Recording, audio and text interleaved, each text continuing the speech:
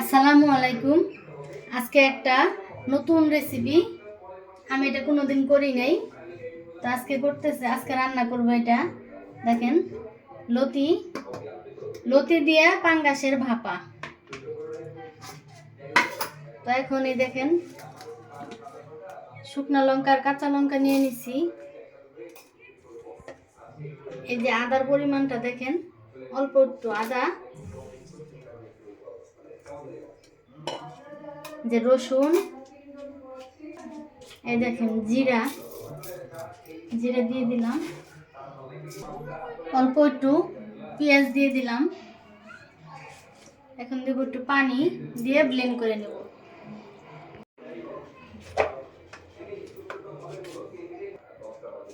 এখানে লতি নিছি, এবার মাছগুলো দিয়ে দেই।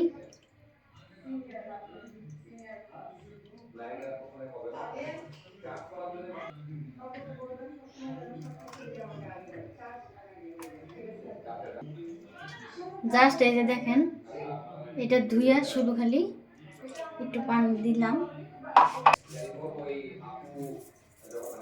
লবণ দিয়ে দিলাম, হলুদ দিলাম। এখন দেব তেল,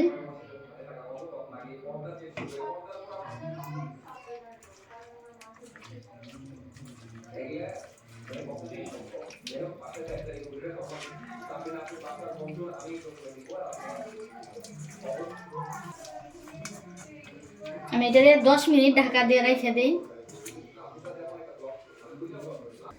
10 মিনিট হয়ে গেছে, আমি মাখায় রাখছি। মাখানেতেই যেমন তেল উঠে গেছে, মাশাআল্লাহ এরকম লাগতেছে দেখতে। কড়াইয়ে তেল দিয়ে দেই, দুটা শুকনো মরিচ দিয়ে দিলাম,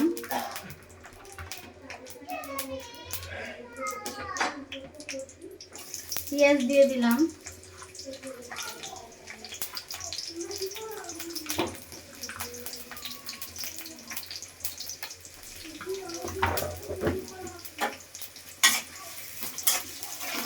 একটু বাদামি বাদামি ভাজে নিই।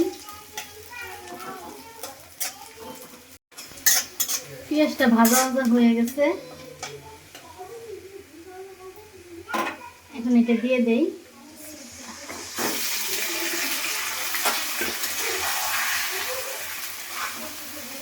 এখনই লাড়া দিতে পারবো, পরে তো লাড়া দেওয়া যাইব না।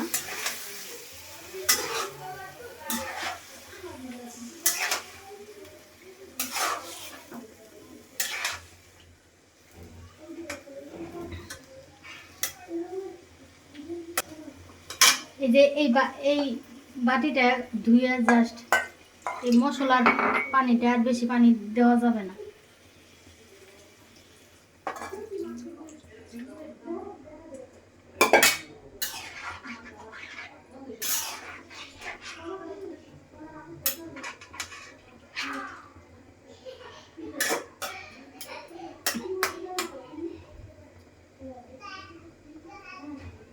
এবার ঢাইকে দেই, বলক উঠলে তারপরে জাল কমায় দেব।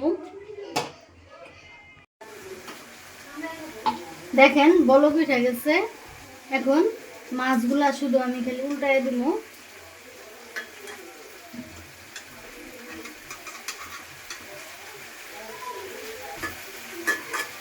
ব্যাস, মাছগুলো উল্টায় দিছি। এবার জালটা কমায় দেব, এইভাবেই সিদ্ধ হবে। এই যে দেখেন কি সুন্দর তেল উঠে গেছে তরকারির উপরে,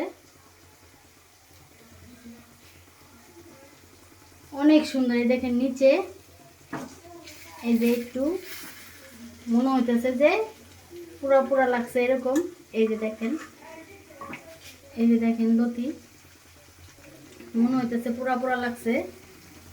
খাইতে যে কি টেস্ট, অনেক সুন্দর হয়েছে, খুব সুন্দর। লতিও সিদ্ধ হয়ে গেছে, মাছও সিদ্ধ হয়েছে। তো ভালো লাগলে অবশ্যই আমার পাশে থাকবেন, লাইক দিবেন, কমেন্ট করবেন, শেয়ার করবেন। তো আজকে এ পর্যন্তই, আল্লাহ হাফেজ।